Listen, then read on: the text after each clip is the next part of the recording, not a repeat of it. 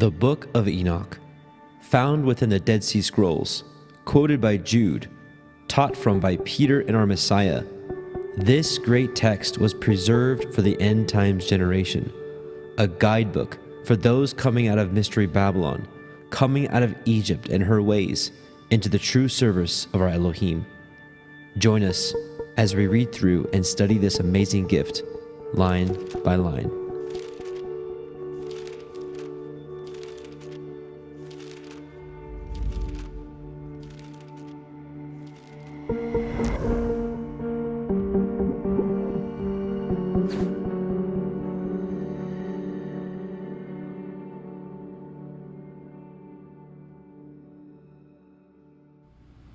Shabbat Shalom and welcome back, brothers and sisters. Welcome to the Parable of the Vineyard YouTube live stream of our Book of Enoch line by line series. My name is Adam, your host, and I welcome you. This is part 20, where we're going to cover chapters 83 through 90, which is known as the dream visions. This is probably one of my favorite parts of the Book of Enoch. It shows the divinity of our Heavenly Father, of our Messiah, that to be able to tell the entire story of man in one dream that Enoch was given, all the way from Adam and Eve to the end times where we are now and beyond. And it's just, I think it's so powerful. And I actually want to start with this verse tonight, which is from Isaiah 46:10, declaring the end from the beginning and from ancient times the things that are not yet done, saying, my counsel shall stand and I will do all my pleasure. But the point being is he's declaring the end from the beginning. And I believe the Book of Enoch to be scripture. And I believe in this book, he literally tells the end from the beginning. And of course, it's all throughout the canon, the prophets, the Torah, Messiah and his, the prophecies. But it really, there's not one place where you have just literally the beginning to the end all in one story or dream. So before we get too far into it, let's pray. And then we'll get started. Heavenly Father, Yahweh Most High, Abba, we just come before you, bless you, praise you. Thank you for sending our wonderful Messiah, Yahushua, who we all believe in. We just know that salvation is through him and his blood alone.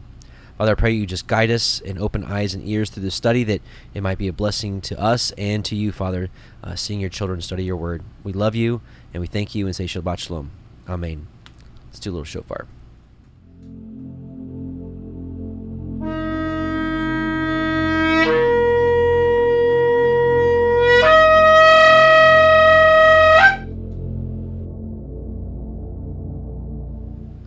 Okay, and here we are at Enoch chapter 83. This is at least in the R.H. Charles version, and that's what we've been studying throughout this. It's just, because of ease of access and whatnot. But anyways, for other books like the Sefer and others, I think the chapter alignments are a little bit off. So if you're reading along with your own version, just bear with me. Hopefully we'll stay on track. So let's get to it. So this, again, is known as the dream visions. And no more for me. Let's just get to it. Chapter 83. And now, my son Methuselah, I will show you all my visions which I have seen, recounting them before you. 2 visions I saw before I took a wife, and the one was quite unlike the other.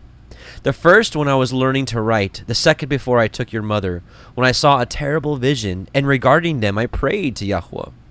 I had laid me down in the house of my grandfather Mahalalel, when I saw in a vision how the heaven collapsed and was borne off and fell to the earth. And when it fell to the earth, I saw how the earth was swallowed up in a great abyss, and mountains were suspended on mountains, and hills sank down on hills, and high trees were rent from their stems, and hurled down and sunk in the abyss. And thereupon a word fell in my mouth, and I lifted up my voice and cried aloud and said, the earth is destroyed. And my grandfather Mahalalel waked me as I lay near him, and said unto me, why do you cry so, my son? And why do you make such lamentation? And I recounted to him the whole vision which I had seen. And he said unto me, a terrible thing have you seen, my son, and of grave moment is your dream vision. As to the secrets of all the sin of the earth, it must sink into the abyss and be destroyed with a great destruction. Of course, this is talking about the great flood.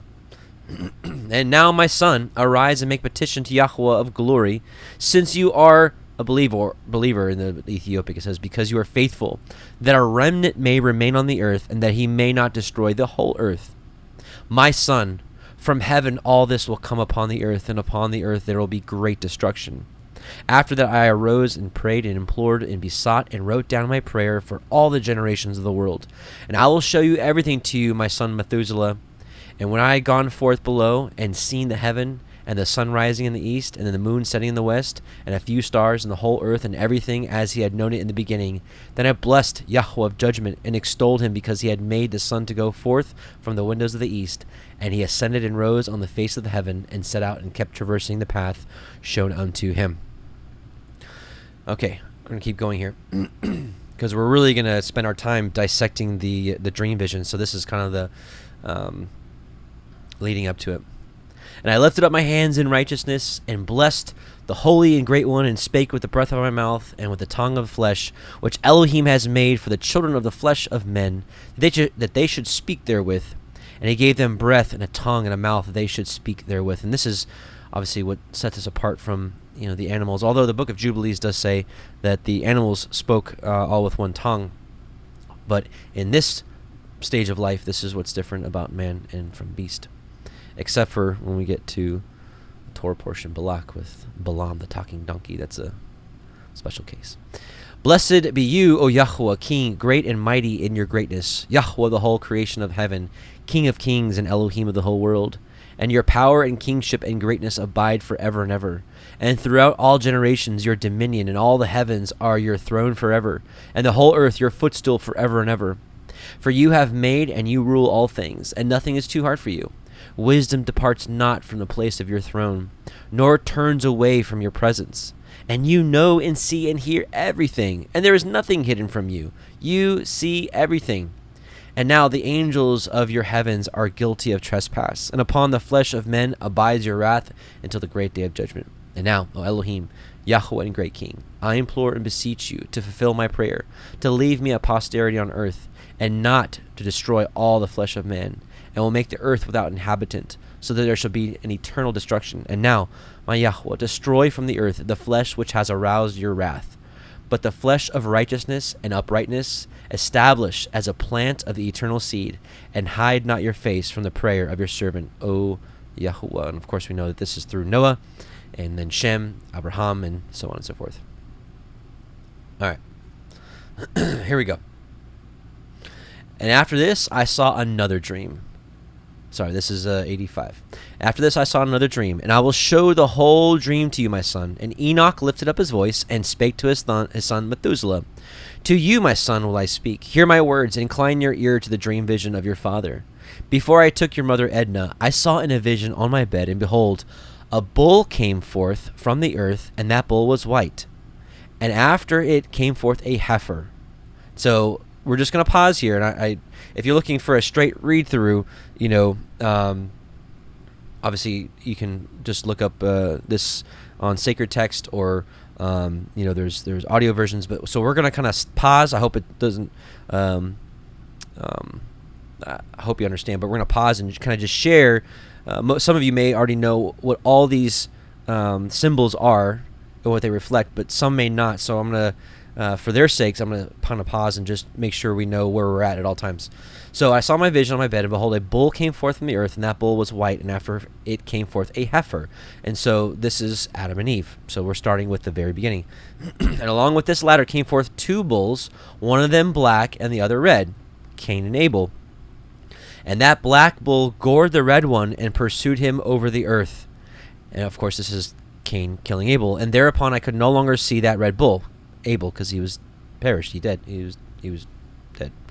But that black bull grew, and that heifer went with him. And I saw that many oxen proceeded from him, which resembled and followed him. So this is the Cain reproducing. And that cow, that first one, went from the presence of that first bull in order to seek that red one. This is Eve lamenting and trying to find Abel, but found him not, and lamented with a great lamentation over him, and sought him.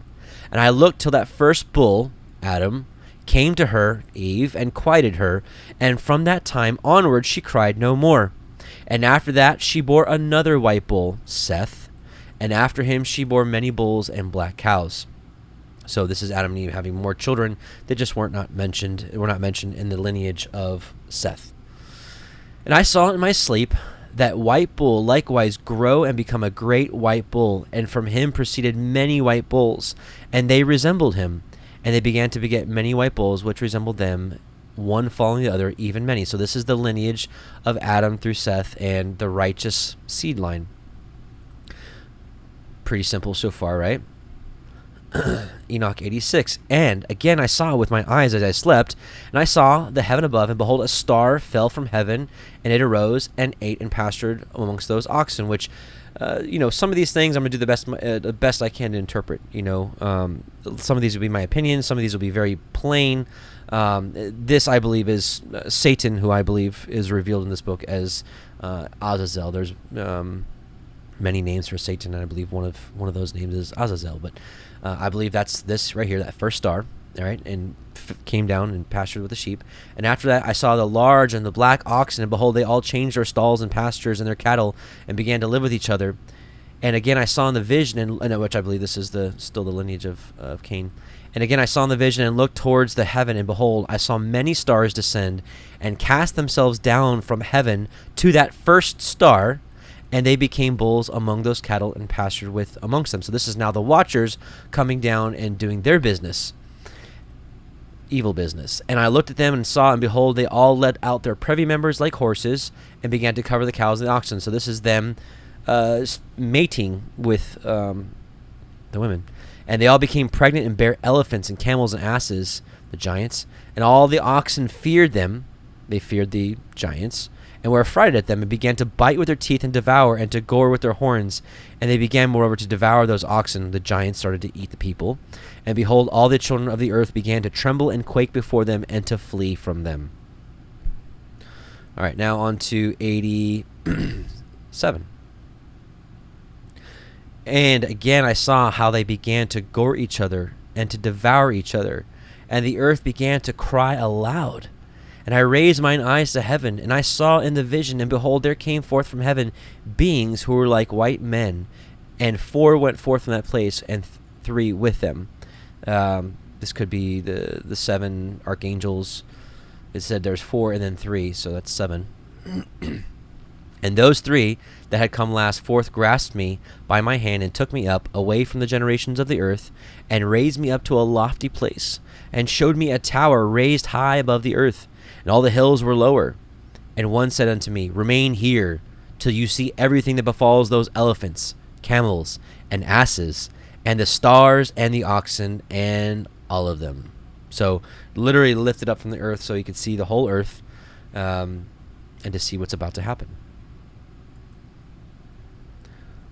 All right. 88. And I saw one of those 4 who had come forth first, and he seized that first star which had fallen from heaven, and bound it hand and foot, and cast it into an abyss. This is Azazel, as we read in Enoch chapter 10. Now that abyss was narrow and deep and horrible and dark, and one of them drew a sword and gave it to those elephants and camels and asses. Then they began to smite each other, and the whole earth quaked because of them. And so this is just a reminder. So now we're going to kind of get a little more detailed here. Just to remind you, this is when... so here, this is kind of what's going on here.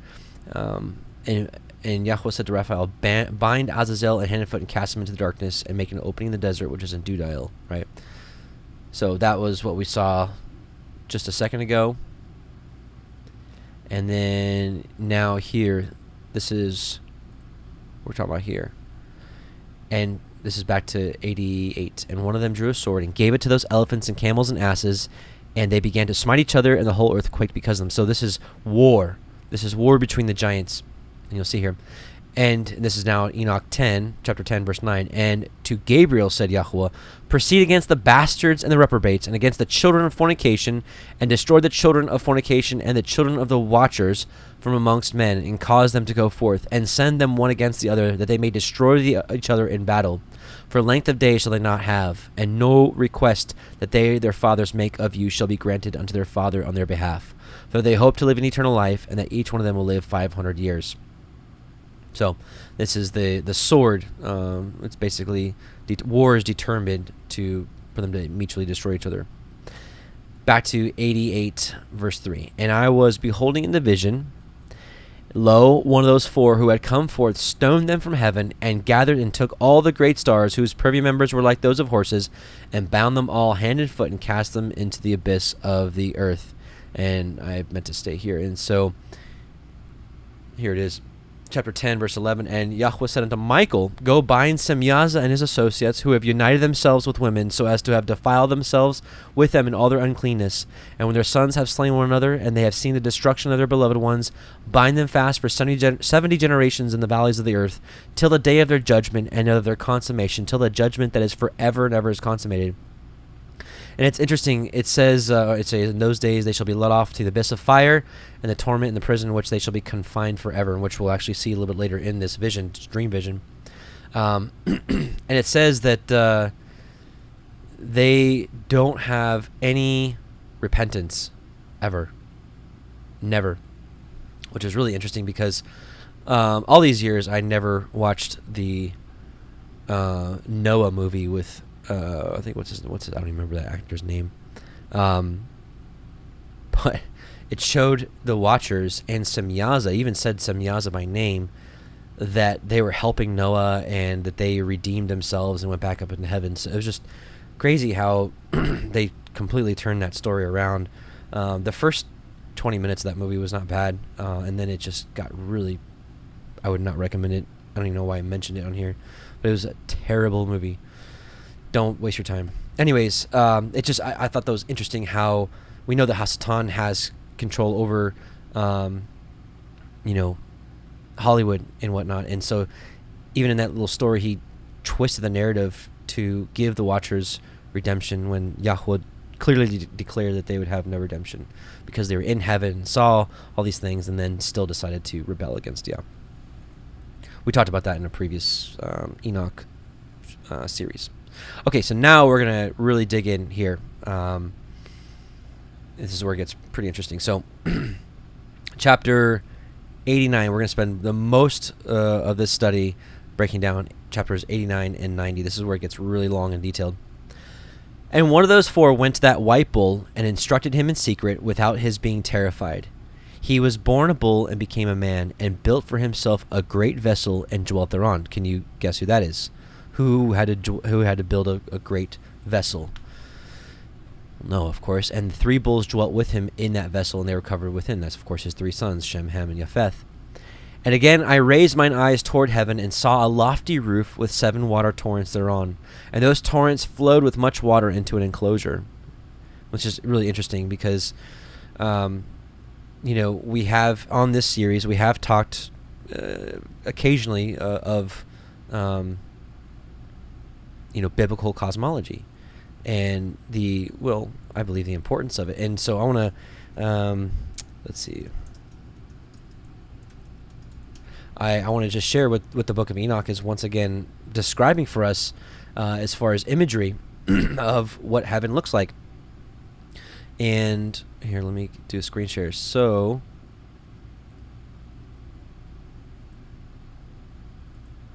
I mean, it's describing an enclosure, right? An enclosure with the firmament sealing this in and sealing up the waters above from the waters below. All right, there's all kinds of crazy stuff. All right, so yeah, I mean, essentially, this is what we're talking about. An enclosed world, not a globe spinning through infinite space at breakneck speeds with, an atmosphere and space vacuum out there. That's just not what the scriptures teach. So, verse 2 again. And again, I raised my eyes toward the heaven and saw a lofty roof. So, our earth has a roof with 7 water torrents thereon. That's the windows, or the windows of heaven. And those torrents flowed with much water into an enclosure. Like it's plainly what it says. Plainly. I mean, I don't believe this is what it looks like, but essentially, there is a firmament, an enclosure. Yeah, like a firmament enclosure.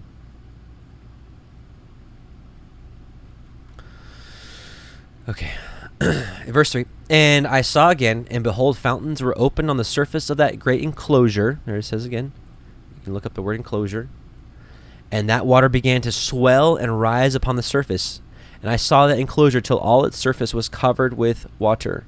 Which really, I mean, this is really was what makes sense, because, you know, if you believe the earth is like a ball and spinning, how does that flood really happen? Like, I don't know. Anyways, it just makes more sense to me that waters would come down here, and waters, the fountains of the deep also would be loose, and so this just rises, fills up the enclosure. And verse 4, 89 verse 4. And the water, the darkness, and the mist increased upon it. And as I looked at the height of that water had risen above the height of that enclosure, and was streaming over that enclosure, and it stood upon the earth. And all the cattle of that enclosure were gathered together until I saw how they sank and were swallowed up and perished in that water. But that vessel floated on the water, while all the oxen and elephants and camels and asses sank to the bottom with all the animals, so that I could no longer see them, and they were not able to escape, but perished and sank into the depths. And again I saw in the vision till those water torrents were removed from that high roof, and the chasm of the earth were leveled up, and the other abysses were opened. Then the water began to run down into these till the earth became visible. But that vessel settled on the earth, and the darkness retired, and light appeared. But that white bull, which had become a man, came out of that vessel, of course, Noah, and the 3 bulls with him, his 3 sons. And one of those 3 was white like that bull, and one of them was red as blood, and one of them black. And that white bull departed from them. So, speculation whether these are, the actual colors of, Noah and his sons. I will say, I do believe this is literal. We're not going to really go over which bull was what and whatnot, but it is interesting that even science, we're looking at anthropology, most will agree that almost everyone alive today came from either a white man, a black man, or a red man. So it's kind of interesting. Okay, now verse 10. So now they're off the ark. The flood abated. The flood's abated. Noah and his 3 sons and their wives, they all left the ark. Verse 10, and they began to bring forth beasts of the field and birds, so that there arose different generations: lions, tigers, wolves, dogs, hyenas, wild boars, foxes, squirrels, swine, falcons, vultures, kites, eagles, and ravens. And among them was born a white bull. So that's a lot right there. So this is not talking about actual animals. As you can see throughout this, they're using, Enoch is being shown animals in relations to people. Now, these lions, tigers, wolves, dogs, hyenas, etc. These are different nations. These are different nations being born. And you'll see here, in the midst of this, and among them was born a white bull, which I believe this is Abraham. So it's interesting. So we pause here real quick. I think Enoch gives us a really good indicator or basis of understanding for Peter's vision. Peter's vision being that the sheet came down from heaven 3 times, and it was like, arise, Peter, kill and eat. Peter's like, I don't eat this stuff, this is unlawful. And, and he's like, don't call common what I have cleansed.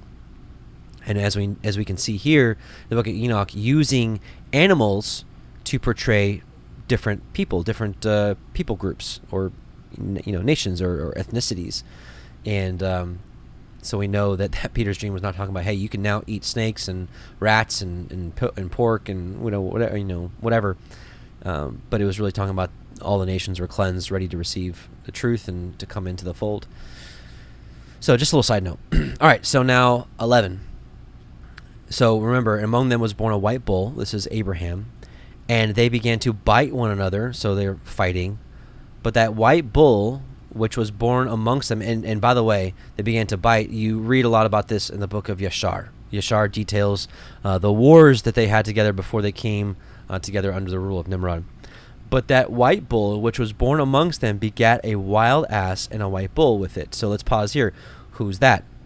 So this is Abraham, and it says he bore a wild ass and a white bull with it. So it's really interesting that if we go to, I believe that this wild ass is Ishmael, and the white bull being Isaac, and I like to compare that with the canon in Genesis 16, 11 through 2.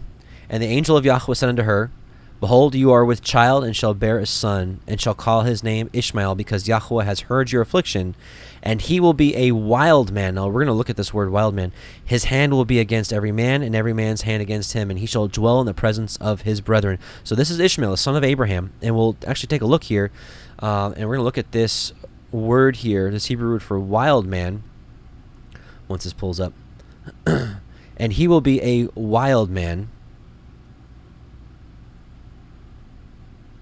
Oh, a wild ass. So he will be a wild ass. And it's very interesting that it says here that that white bull which was born amongst them begat a wild ass. And so here you have a confirmation in the canon of where we are in time and who this actually is. And a white bull with it, Isaac. And the wild asses multiplied, so Ishmael and his 12 princes. But that bull which was born from him begat a black wild boar, Esau. I don't know why it says black instead of like red and hairy, but we know that, and a white sheep, and I'll show you that who this white sheep is. And the former begat many boars, Esau, but that sheep begat 12 sheep. So now we know we're on track, that this is Jacob. This white sheep is Jacob, and this black wild boar is Esau. So the white sheep, and that that sheep begat 12 sheep. We know it's the 12 sons of Israel. And when those 12 sheep had grown, they gave up one of them to the asses, and those asses again gave up that sheep to the wolves, and that sheep grew up among the wolves. You know, well, who's that? Who was the one that was given up, who was sold to the asses? Genesis 37:28. Then there passed by Midianites, merchantmen, and they drew and lifted up Joseph out of the pit, and sold Joseph to the Ishmaelites, the asses, for 20 pieces of silver, and they brought Joseph into Egypt. Egypt being where the wolves, the den of wolves.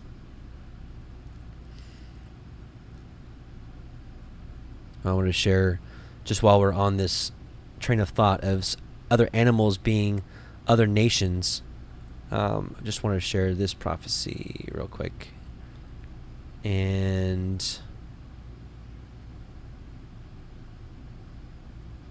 I guess I'm having internet issues, so we'll wait for that to pull up, and I'll come back to it.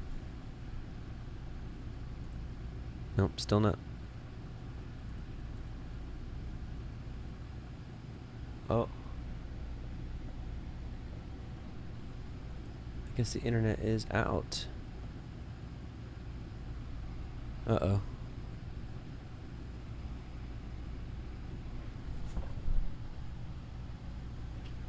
Okay.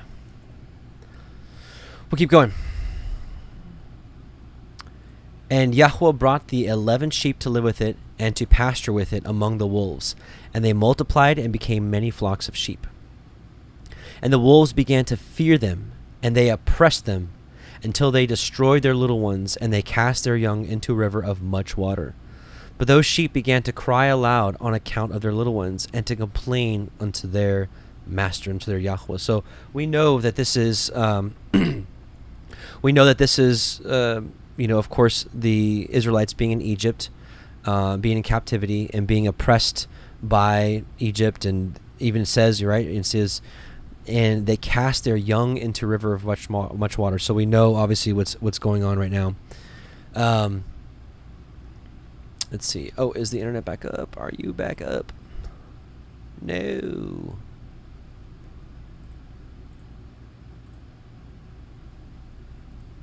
Is not working. Okay, let's try this.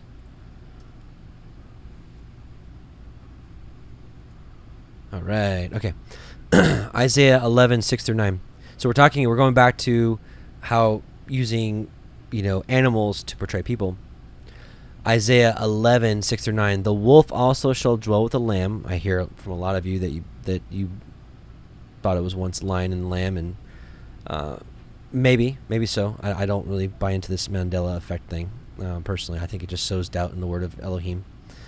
But it says, the wolf also shall dwell with the lamb, the leopard shall lie down with the kid, and the calf and the young lion and the fatling together, and the little child shall lead them. And the cow and the bear shall feed their young ones, and shall lie down together, and the lion shall eat straw like the ox. And the suckling child shall play in the hole of an asp, and the weaned child shall put his hand on the cockatrice's den. They shall not hurt nor destroy in all my holy mountain, for the earth shall be full of knowledge of Yahweh as the waters cover the sea. So probably pretty literal as far as all the animals being in the Garden of Eden, and none of them are dangerous, and I think that's totally true. But I think this plays, it's a double kind of prophecy here that all these different generations. So the wolf, like, Egyptians shall dwell with, the sheep, the lamb. We saw it earlier, tigers and hyenas and whatnot. These shall all be invited, and that's what we see in, of course, in Revelation 7, that out of these people, was every nation and tongue and kindred and people. And let's see.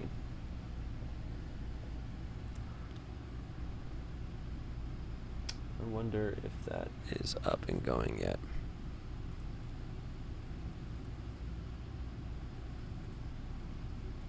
Please forgive me.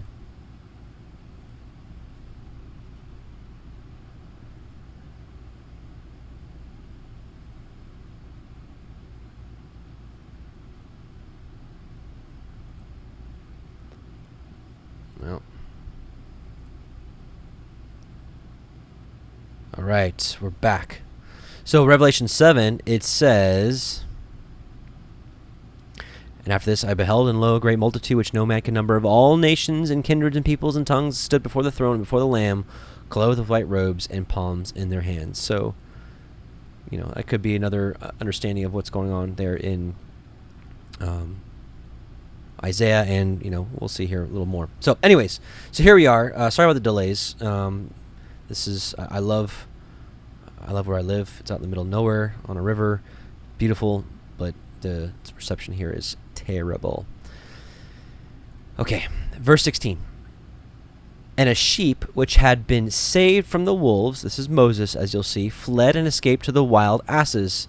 Midianites is where he fled to. If you look up the Midianites, that was one of the sons. Midian was one of the sons of Abraham and Keturah. They mingled with the Ishmaelites and became the Arabs, which Arab means to mingle. And a sheep which had been saved from the wolves fled and escaped to the wild asses. And I saw the sheep, how they lamented and cried. This is the people of Israel in Egypt, and besought their master with all their might, till Yahweh of the sheep descended at the voice of the sheep from a lofty abode, of course from heaven, and came to them and pastured them. And he called that sheep Moses, which had escaped the wolves, escaped Egypt, and spake with it concerning the wolves, that it should admonish them not to touch the sheep. So he's telling Moses to go to Pharaoh and say, "Let my people go. Don't harm them." Verse 18. And the sheep went to the wolves, according to the word of Yahweh, and another sheep met it, and went with it, Aaron. And the two, Moses and Aaron, went and entered into the assembly of those wolves, of the Egyptians, and spake with them, and admonished them not to touch the sheep from henceforth. And thereupon I saw the wolves, and how they oppressed the sheep exceedingly with their power. And the sheep cried aloud. And Yahweh came to the sheep, and they began to smite those wolves. And the wolves began to make lamentation. But the sheep became quiet, and forthwith ceased to cry out. And I saw the sheep till they departed from amongst the wolves, right? This is the Exodus. But the eyes of the wolves were blinded, and those wolves departed in pursuit of the sheep with all their power. So this is after the Israelites left, and Moses and his people, Pharaoh and his people were like, what have we done? How do we let them go? And their hearts were hardened, and they chased after them with Pharaoh's army and his 600 chariots. And Yahweh the sheep went with them as their leader. And all his sheep followed him, and his face was dazzling and glorious and terrible to behold. And so the master of the sheep, right, the Lord of the sheep, the master of the sheep, their Adonai, their master, was and still is Messiah. It's Messiah Yahusha. I want to show you clearly who was in the wilderness and who was in Egypt and brought them into the wilderness. Jude 5 says, I will therefore put you in remembrance, though you once knew this, how that the Lord, and we'll see what the Greek word is, having saved the people out of the land of Egypt, afterward destroyed them that believed not. And we'll see here in Jude, it said, having known at one time all this, that, the Greek word that used there was Isus, for, we know the true name of our Messiah, right? And we have different interpretations of what that is, but just plainly, this is our Messiah. That Messiah saved the people out of Egypt, right? Afterward destroyed those having not believed. Also is, was it 1 Corinthians 10? Oops. 1 Corinthians 10, he says, and for all did drink that same spiritual drink, for they drank of that spiritual rock that followed them, and that rock was Messiah. So Messiah, whether I think more accurately, he led them, but nevertheless, Paul makes the distinction here that it was Messiah in the wilderness with them. So, again, verse 22, and the master of the sheep went with them as their leader, and all his sheep followed him, and his face was dazzling and glorious and terrible to behold. But the wolves began to pursue those sheep till they reached a sea of water, the Red Sea, and that sea was divided, and the water stood on this side and on that before their face. And their master led them and placed himself between them and the wolves. And we'll see that very clearly here. Exodus 14, 19 through 20. And the angel of Elohim, which went before the camp of Israel, which we've already clarified was Messiah, removed and went behind them. And the pillar of cloud went from before their face and stood behind them. And it came between the camp of the Egyptians and the camp of Israel. And it was a cloud of darkness to them, but it gave light by night to the east, so that the one came not to the other all night. Pretty cool, right? So again, verse 24, and that sea was divided. That's right here. And their master led them and placed himself between them and the wolves. That's Messiah. Praise Yah. And those wolves did not yet see the sheep. They proceeded into the midst of that sea, and the wolves followed the sheep. And those wolves ran after them into the sea, right? This is when they went into the Red Sea. And when they saw the master of the sheep, they turned to flee before his face. But that sea gathered itself together and became as it had been created. And the water swelled and rose till it covered those wolves. And I saw till all the wolves who pursued those sheep perished and were drowned. And his chosen officers were drowned in the sea of reeds. Right? The depths covered them. They went down to the bottom like a stone. All right, that's a little song of Moshe for you. So, we're still in chapter 89, verse 28. But the sheep escaped from that water and went forth into a wilderness where there was no water and no grass, and they began to open their eyes and to see. And I saw the master of the sheep pasturing them and giving them water and grass, and that sheep going on and leading them, Moses. And that sheep ascended to the summit of that lofty rock, Mount Sinai, and Yahweh the sheep sent it to them. And after that I saw the master of the sheep who stood before them, and his appearance was great and terrible and majestic, and all those sheep saw him and were afraid before his face. And they all feared and trembled because of him, and they cried to the sheep with them, which was amongst them, We are not able to stand before our master or to behold him. Does this sound familiar? Exodus 20:18. And all the people saw the thunderings, and the lightnings, and the noise of the trumpet, and the mountain smoking. And when the people saw it, they removed and stood afar off, and they said unto Moses, Speak you with us, and we will hear. But let not Elohim speak with us, lest we die. And Moses said unto the people, Fear not, for Elohim has come to prove you that his fear may be before your faces, that you sin not. Verse 32. And that sheep which led them again ascended to the summit of the rock, but the sheep began to be blinded and to wander from the way which he had shown them. But that sheep wot not thereof. The sheep he was unaware. Moses was unaware. So this is when they were doing the golden calf, and he went back. And Yahweh the sheep was wrathful exceedingly against them, and that sheep discovered it, Moses, and went down from the summit of the rock, and came to the sheep, and found the greatest part of them blinded and fallen away.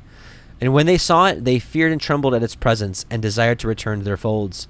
And that sheep took other sheep with it, and came to those sheep which had fallen away, and began to slay them. This is when the Levites slew the 3,000 of them. And the sheep feared its presence, and thus that sheep brought back those sheep that had fallen away, and they returned to their folds. And I saw in this vision, so returning to their folds means going back to doing what they're supposed to be doing. And I saw in this vision till that sheep became a man, Moses, and built a house for Yahweh of the sheep. This is the tabernacle in the wilderness, and placed all the sheep in that house. And I saw till the sheep which had met that sheep which had led them fell asleep. This is Aaron dying. And I saw till all the great sheep perished, and the little ones arose in their place. This is the older generation, their carcasses falling in the wilderness. And they came to a pasture and approached a stream of water, the Jordan. Then that sheep, their leader, Moses, which had become a man, withdrew from them and fell asleep. This is Moses dying. And all the sheep sought it and cried over it with a great crying. And I saw till they left off crying for that sheep and crossed that stream of water. And there arose the 2 sheep as leaders in the place of those which had led them and fallen asleep. And I saw till the sheep came to a goodly place. This is the land of inheritance. This is the promised land, and a pleasant and glorious land. And I saw till those sheep were satisfied, and that house stood amongst them in the pleasant land. So that's now, of course, now they're in the promised land. And sometimes their eyes were opened, and sometimes blinded, till another sheep arose and led them and brought them all back, and their eyes were opened. Any guesses what that is? It's the time of the judges, right? So sometimes they're doing what they're supposed to be doing, sometimes they weren't, and it typically took a judge to bring them all back, and then their eyes were open.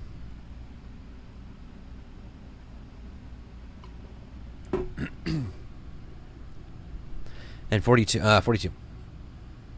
And the dogs and the foxes and the wild boars began to devour those sheep, till Yahweh of the sheep raised up another sheep, a ram from their midst, which led them. This is Saul. So the dogs, foxes, these are other nations, right, beginning to devour them. We know that this is the Philistines, which I believe is the dogs. We'll talk about that in a second. Foxes could be, the Midianites. Wild boars, we know, is we saw earlier was the Edomites.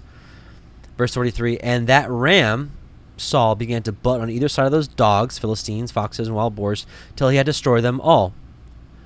And, well, maybe not all. This, you can see this right here. This means it's like in certain texts, and some it's not.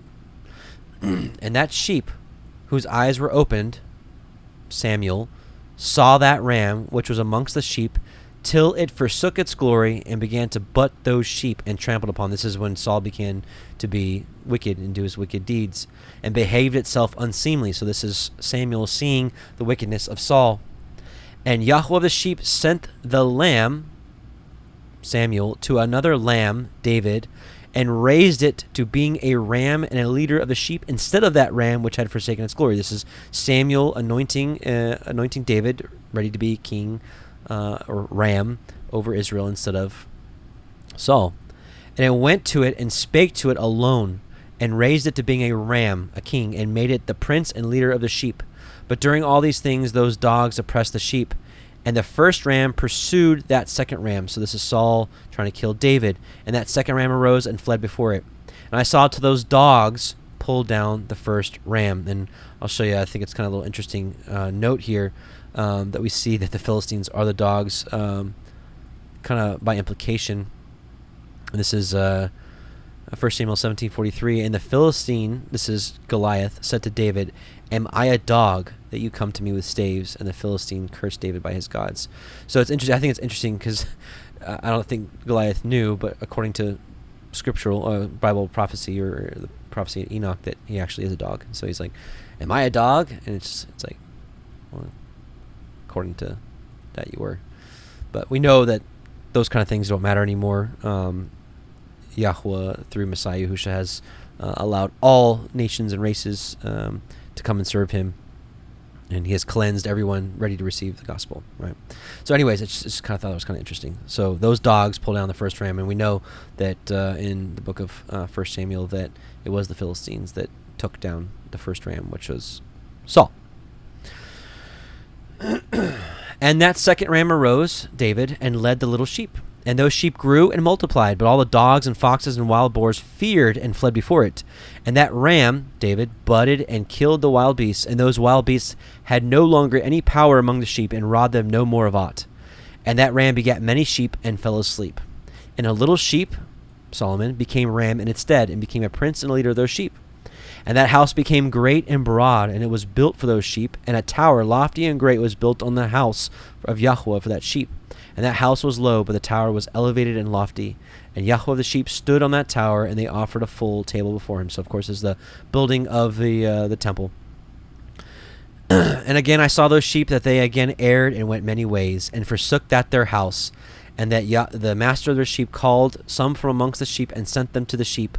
But the sheep began to slay them. This is, of course, this is Messiah calling, or Yahweh calling the prophets to go speak the truth. Like, hey, repent, come back. And they, stoned and killed the prophets. And one of them was saved and was not slain, and is sped away and cried aloud over the sheep. And this is Elijah. And they sought to slay it, but Yahweh of the sheep saved it from the sheep and brought it up to me and caused it to dwell there. Elijah. And many other sheep he sent to those sheep to testify unto them and lament over them. And after that I saw that when they forsook the house of Yahweh and his tower, they fell away entirely, and their eyes were blinded. So this is blinded, meaning they, blind to the commandments, the Torah. And I saw Yahweh of the sheep, how he wrought much slaughter amongst them in their herds, until those sheep invited that slaughter and betrayed his place. And he gave them over into the hands of the lions and tigers, possibly the Chaldeans and the Assyrians, and wolves, Egyptians, and to hyenas, who knows, and to the land of the foxes, and to all the wild beasts. And those wild beasts began to tear in pieces those sheep. Oh, maybe the foxes are Assyria. I'm not sure. Either way. And I saw that he forsook their house and their tower, and gave them all into the hands of the lions to tear and devour them. I believe this is the Chaldeans. And to the hand of all the wild beasts. And I began to cry aloud with all my power, and to appeal to Yahweh of the sheep, and to represent to him in regard to the sheep that they were devoured by all the wild beasts.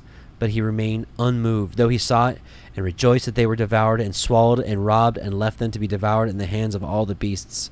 And he called 70 shepherds. So this is the first dispersion in captivity. So this is when Israel ceases to be a nation, and they go into dispersion. Now listen.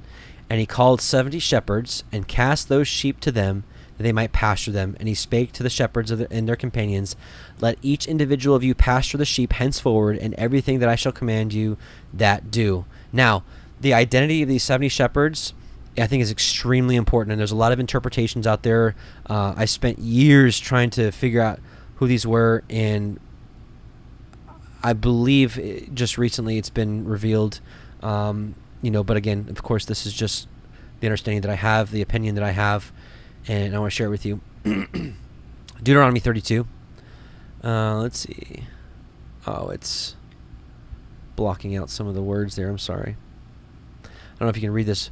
When the Most High divided the nations, when he separated the sons of Adam, he set the bounds of the nations according to the number of the angels of Elohim. Now, this is interesting because this is the Septuagint, because in the Masoretic it says according to the... what is actually... Hold on, I'm going to guess. What does it say? I forgot. The children of Israel, according to the children of Israel, I think it says. Yeah. When the Most High divided the nations, their inheritance, when he separated the sons of Adam, he set the bounds of the people according to the number of the children of Israel. Here it says the angel, according to the angels of Elohim. And I believe this is correct, and let me show you why. This is going to go on a quick little rabbit trail, but I think it's highly important if we're going to understand the rest of this.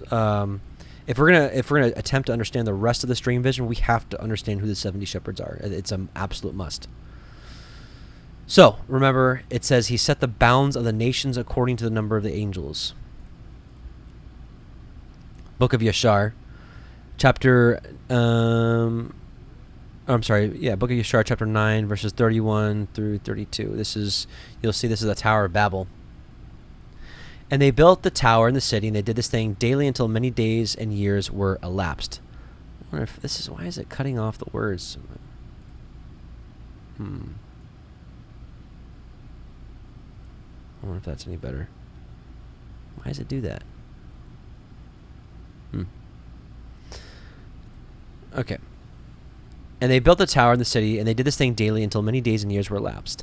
And Elohim said to the 70 angels who stood foremost before him, to those who were near him, saying, come, let us descend and confuse their tongues, that one man shall not understand the language of his neighbor. And they did so unto them. So I'm of the understanding that there are 70 nations, 70 original nations, and there are 70 languages.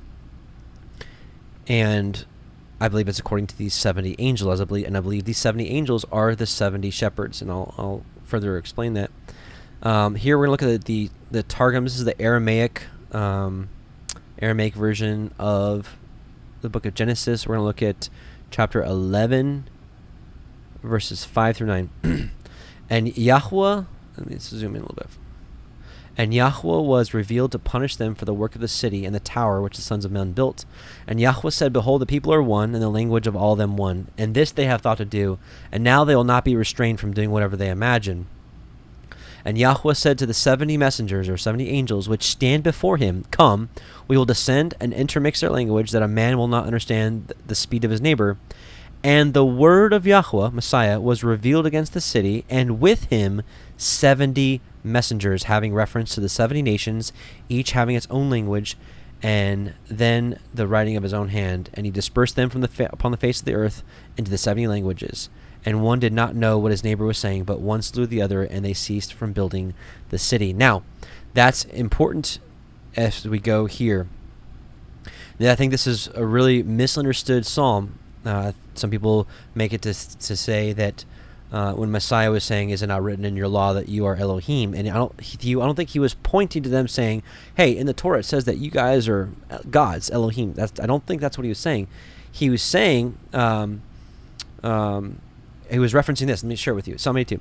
Elohim stands in the congregation of the mighty. Now, if you look up this word mighty, it says gods, or Elohim. It says Elohim stands in the congregation of the Elohim.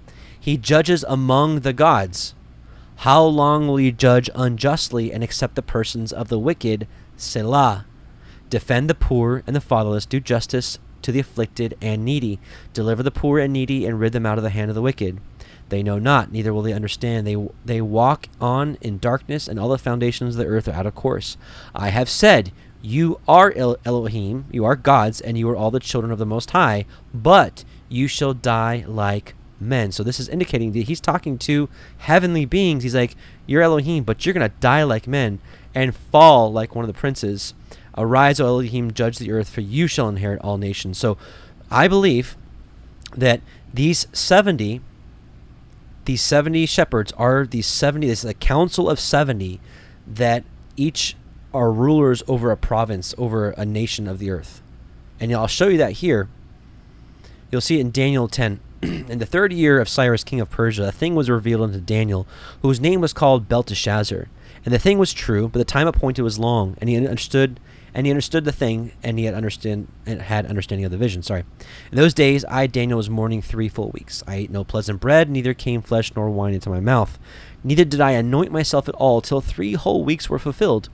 And in the 24th day of the 1st month, as I was by the side of the great river, which is Hiddekel, then I lifted up my eyes and looked, and behold, a certain man clothed in linen, whose loins were girded with fine gold of Uphaz. His body also was like the beryl, and his face was as the appearance of lightning, and his eyes as lamps of fire, and his arms and his feet like in color to polished brass, and the voice of his words were like the voice of a multitude. And I, Daniel, alone saw the vision, for the men that were with me saw not the vision, but a great quaking fell upon them, so that they fled to hide themselves. Therefore I was left alone, and I saw this great vision, and there remained no strength in me, for my comeliness was turned into corruption, and I retained no strength. Yet I heard the voice of his words, and when I heard the voice of his words, then I was in deep sleep on my face, and my face toward the ground. And behold, an hand touched me, which was set upon my knees and upon the palms of my hands. And he said unto me, Daniel, O Daniel, a man greatly beloved, understand the words that I speak unto you, and stand upright. For unto you am I now sent. And when he had spoken this word unto me, I stood trembling. Then he said unto me, Fear not, Daniel, for from the first day that you did set your heart to understand, and to chasten yourself before your Elohim, your words were heard, and I am come for your words. Now listen. So we know, leading up to this point, that this is a heavenly being. We can speculate who exactly this was. But this is a heavenly being. This is not a man, right? This is a heavenly being. But it says, But the prince of the kingdom of Persia withstood me 121 days. Now, let me ask you a question. Do you think a earthly prince can withstand or hold back a heavenly messenger, whether this is his Messiah or Michael or heavenly messenger, whoever it may be? No. But it says, But the prince of the kingdom of Persia withstood me 21 days. But lo, Michael, one of the chief princes, came to help me, and I remained there with the king of Persia. Right? So this king of Persia, or the prince of Persia, the leader of Persia, I believe is one of these 70. And you'll see here then, this is down at verse 20, then it said to me, Know you therefore where I come unto you? And now I will return to fight with the prince of Persia, and when I am gone forth, lo, the prince of Grecia shall come. Which is interesting because, as we're going to see here, these 70 shepherds, let me pause here real quickly. maybe a little bit further, it says that each shepherd will pasture in his time. Like they each have a time, all the way from number 1 all the way to 70. And so it's interesting that he fought with the prince of Persia, and when he has gone forth, lo, the prince of Greece shall come. So it's interesting that, in as far as the world powers are concerned, first it was it was Babylon, then it was the Medes or the Persians, if you will, then it was the Greeks, then the Romans, and so on and so forth. So I think it's kind of interesting that it's shown here. So I apologize if you already knew all that, but some may not. I think it's highly critical that we understand who these 70 shepherds are. I think that'll unlock the rest of this for us. So back here again. So verse 59. And he called the 70 shepherds. So remember, he let go of his nation. And he called the 70 shepherds and cast those sheep to them that they might pasture them. And he spake to the shepherds and their companions, let each individual of you pasture the sheep henceforward. So he's like, this nation, I am separating from them. They're in your hands, right? You pasture the sheep from this point forward, and everything that I shall command that you do you. So listen to what I say about pasturing them. And I will deliver them over to you duly numbered, and tell you which of them are to be destroyed, and them destroy. And he gave over unto them those sheep. So it's like Yahweh had a list. These you destroy, these you do not. Don't touch these. Which is kind of interesting, thinking about a future context. Like, people are talking about, well, what if this country invades, or what if that country invades? You know, I believe the Father has a list of those who really trust him and who really follow his ways for protection. We see that here when Nebuchadnezzar came and destroyed Jerusalem. Check this out. Jeremiah 40:1-5. The word that came to Jeremiah from Yahweh after that Nebuzaradan, the captain of the guard, had let him go from Ramah, when he had taken him, being bound in chains among all that were carried away captive of Jerusalem and Judah, which were carried away captive into Babylon. And the captain of the guard took Jeremiah and said unto him, Yahweh your Elohim has pronounced evil upon this place. Now Yahweh has brought it, and done according to as he has said. Because you have sinned against Yahweh and have not obeyed his voice, therefore this thing has come unto you. Now listen to this. This is the Babylonian army. Like, they were given specific instructions by Yahweh to do this thing, and to give instructions that this happened because you disobeyed his commandments. Now behold, I loose you this day from the chains which are upon your hand. If it seem good unto you to come with me into Babylon, come, and I will look well unto you. But if it seem ill unto you to come with me to Babylon, forbear. Behold, all the land is before you. Whether it seems good and convenient for you to go, thither go. So it's like, regardless of, you know, if China or Russia or all of them were to come and invade, who's to say that Allah could be like, don't touch these. These are mine. Like he did with Jeremiah and some of them. Now, while he was not yet gone back, he said, go back also to Gedaliah, the son of Ahikam, the son of Shaphan, whom the king of Babylon has made governor over the cities of Judah, and dwell with him among the people, or go wheresoever it seems convenient unto you to go. So the captain of the guard gave him victuals and a reward, and let him go. So while they killed some people and took others into captivity, others, they're like, here's some gifts. Here's some gifts. Here's some rewards. Go do whatever you want. Like, how does that happen? Well, that happens because Yahweh has protection over them. So it's kind of interesting. So that point here is, and I will deliver them over unto you duly numbered, and tell you which of them are to be destroyed, and them destroy. And he gave over unto them those sheep. So he has a list, right? He has a list of who's to be protected and who's to be destroyed. So what do we have to fear in these end times, really? And if death is, you know, what's decreed, if we really believe what we believe, what do we have to fear? But I don't believe that's what's destined for his righteous in these last days. 61. And he called another and spake unto him, observe and mark everything that the shepherds will do to those sheep, for they will destroy more of them than I have commanded, and every excess and the destruction which will be wrought through the shepherds record, namely, how many they destroy according to my command, and how many according to their own caprice. Record against every individual shepherd all the destruction he effects, and read out before me by number how many they destroy and how many they deliver over for destruction, that I may have this as a testimony against them, and know every deed of the shepherds, that I may comprehend and see what they do, whether or not they abide by my command, by which I have commanded them. But they shall not know it, and you shall not declare it to them, nor admonish them, but only record against each individual all the destruction which the shepherds effect, each in his time, and lay it all before me. So, long story short, just to recap, he talked to the 70 Elohim, angels, shepherds, and said, hey, from now on, from this time forward, my people, these sheep, are going to be in your hands. But I'm going to tell you which ones to kill and which ones to save alive. And then he excused them and then brought someone else and said, hey, listen, record how many they kill according to what I command, and how many more, how much excess they do. So it can be a testimony against them. 65, verse 65. This is still chapter 89, verse 65. And I saw till those shepherds pastured in their season, and they began to slay and to destroy more than they were bidden, and they delivered those sheep into the hands of the lions. And the lions and the tigers ate and devoured the greater part of those sheep, and the wild boars ate along with them. And they burnt that tower and demolished that house. And I became exceedingly sorrowful over that tower, because the house of the sheep was demolished. And afterwards I was unable to see if those sheep entered into that house. So this is the burning. This is, of course, northern kingdom is dispersed. Judah is destroyed now and dispersed, or brought into captivity. And the shepherds and their associates delivered over those sheep to all the wild beasts to devour them. So the shepherds are in charge of the nations. So they're setting these nations. So Yahweh gave the sheep into the hands of the shepherds gave them into the hands of these nations to devour them. And each one of them received in his time a definite number.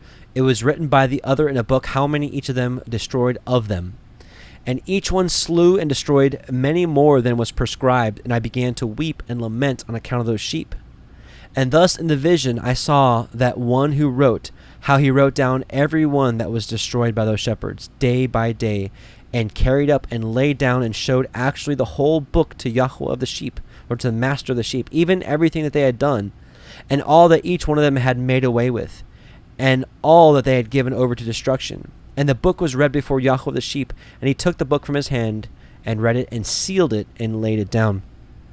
It's kind of interesting, this sealed book. There's many books that are sealed, but this is being one of them. And forthwith I saw how the shepherds pastured for 12 hours, and behold, 3 of those sheep turned back and came and entered and began to build up all that had fallen down of that house. But the wild boars tried to hinder them, but they were not able. Some of you may don't, and honestly, from this time forward, I wouldn't even look at these. I think these footnotes were pretty accurate up until this point, and I think they kind of just miss it from this point forward. Just my opinion. But so 3 of those sheep turned back and came and entered and began to build up all. So this is the rebuilding of Jerusalem. So who exactly those 3 is, whether it's Nehemiah, Joshua, Zerubbabel, Ezra, which one of those 3 it's actually talking about, I'm not sure. But all I know is that this is them coming back and building up Jerusalem in that time. But they were not able, right? And so the wild boars, which were Edomites, right, tried to hinder them, but they were not able. This is probably Sanballat and Tobiah and the others. 73. And they began to build as before, and they reared up that tower. And but actually, pause real quick. We're going to count how the shepherds pastured for 12 hours. I believe each shepherd pastures for an hour. And we'll see through other books that each hour doesn't actually represent a definite time period, but each one has an hour. And it's interesting that in the Book of Revelation it says that the kings will reign with the beast 1 hour. So it's just kind of interesting. But so nevertheless, we see 12, the number 12 here, and we'll see that we'll have a definite number of time period from first shepherd all the way to 70. So we're accounting for 12 shepherds at this point. Verse 73, and they began again to build as before, and they reared up that tower, and it was named the high tower, and they began again to place a table before the tower, but all the bread on it was polluted and not pure. And as touching all this, the eyes of those sheep were blinded so that they saw not, and the eyes of their shepherds likewise. So even though they built up the house, they were just blinded. And we know that this is the traditions of men, the pollution of the ways of Yah, all kinds of stuff. And they deliver them in large numbers, their shepherds, for destruction. And they trample the sheep with their feet and devour them. This is destruction by many nations, including,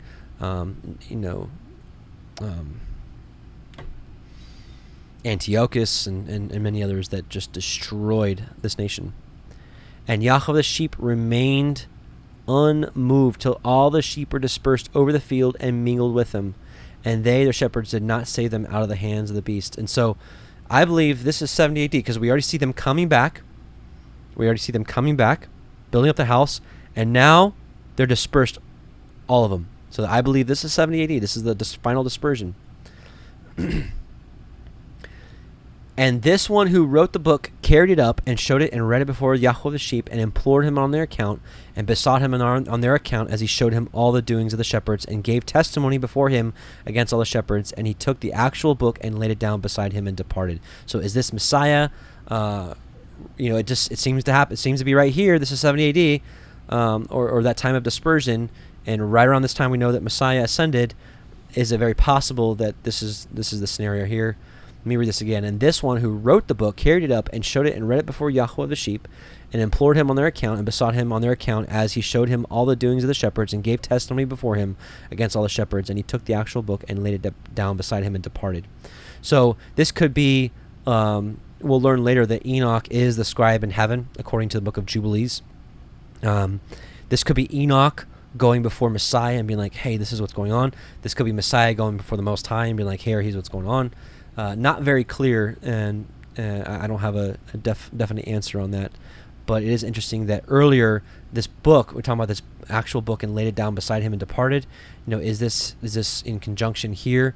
And the book was read before Yahweh the sheep, and he took the book from his hand and read it and sealed it and laid it down. Is this the same scenario? And is this that sealed book that lays sealed until the very end times where he opens it up and then judgment comes? Very possible. This could be this could be the book where the unsealing of the judgments begin. And let me see here. And we know that the judgment, of course, begins in the house of Yah.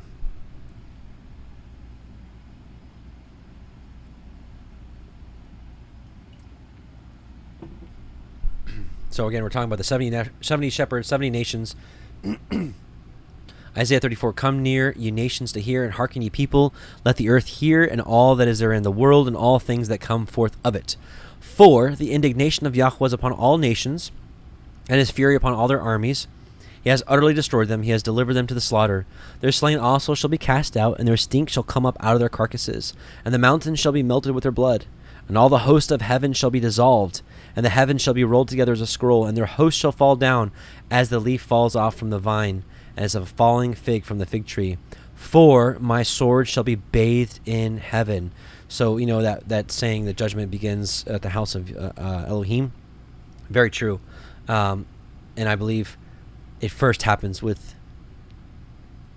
the evil watchers, the 70 shepherds, as we're going to see here. But nevertheless, his sword shall be bathed in heaven. A lot of retribution happening there. Okay, so now, chapter 90. A lot to cover here, too. All right, let's go. This is where it gets really interesting. Okay, chapter 90. And I saw till that in this manner 35 shepherds undertook the pasturing of the sheep. So we're going to learn here in a little bit through the book of 2 Esdras that each rule and reign comes in succession. One person reigns, then the other, then the other, then the other, so on and so forth. But we'll see that certain ones reign longer and some reign shorter. So what I want to share with you quick is that we saw that 12 shepherds ruled from the time of dispersion till the time of 70 AD, roughly, with the final dispersion. So 12 shepherds ruled for approximately 4,800 years. So by that same math, we can even just call it, let's say, like, we can just call it like 40 years. We can call it 40 years of time. Let's say each shepherd rules for 40 years, which is, 40 times 35. Yes, 1,400 years. So maybe this might cover us until 1400s, 1500s. So the time period, the 12 shepherds we saw earlier, covered us from the time of dispersion to the time of 70 AD. So now we're going to have a time of 35 shepherds, and I believe this takes us to the end, the fall of Rome. And I saw till that in this manner 35 shepherds undertook the pasturing of the sheep, and they severally completed their periods, as did the first. Like their periods, they each had their periods. And others received them into their hands to pasture them for their own period, each shepherd in his own period. And so that's what I was saying is going to be in 2 Esdras. And after that, I saw in my vision all the birds of heaven coming, the eagles, the vultures, the kites, the ravens. But the eagles led all birds, and they began to devour those sheep, and to pick out their eyes, and to devour their flesh. Which is really interesting, because right after Messiah ascended, and then you had 70 AD, the dispersion, and then you had Rome essentially destroying the way in all believers. Like they were like rooting out Sabbath keepers, burning them at the stake. I mean, and of course the Spanish Inquisition, all kinds of stuff, and just devouring them. But it says, interesting, but the eagles led all the birds. And it's interesting, in the book of 2 Esdras,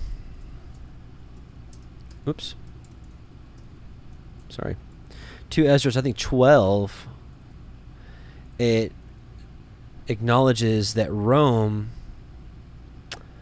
let's see. This is the interpretation of the vision which you have seen. The eagle which you saw coming up from the sea is the fourth kingdom which appeared in the vision to your brother Daniel, Rome. But it was not explained to him as I now explain it, or have explained it to you. But the eagles led all the birds, and they began to devour the sheep and pick out their eyes and devour their flesh. This is exactly what happened during these dark ages, if you will. And the sheep cried out because their flesh was being devoured by the birds. And as for me, I looked and lamented in my sleep over that shepherd who pastured the sheep. And I saw until those sheep were devoured by the dogs and the eagles and kites, and they left neither flesh nor skin nor sinew remaining on them until only their bones stood there, and their bones too fell to the earth, and the sheep became few. Possibly leading up for, the Ezekiel 37, these are all the bones, the whole house of Israel. And I saw until that 23, so now pause here. So this is Rome essentially decimating the believers and pretty much taking over the whole faith, to where there's just barely even a remnant. So the sheep became very few. And we know through history that Rome was destroyed, when was it? For 1500s, 1600s, somewhere around that. So this could be roughly around that time frame. It's like I said, it's not, the hours of each shepherd is not exact. And again, just to track with me, in previous chapter 89, we saw that 12 shepherds reigned, and that time was roughly 400 or 500 years. Now 35 shepherds ruled.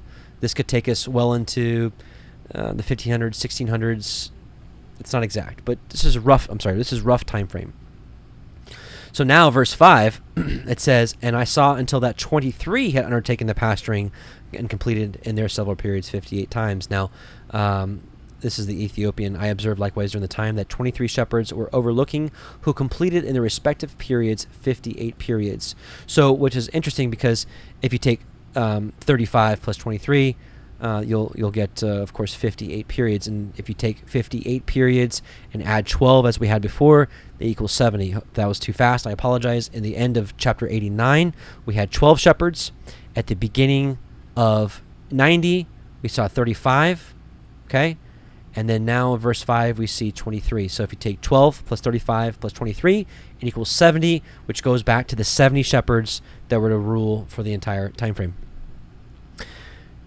So, and I saw until the 23 had undertaken the pasturing and completed their several periods 58 times. So now, since we know 50 AD already happened, now we've gone through the Dark Ages.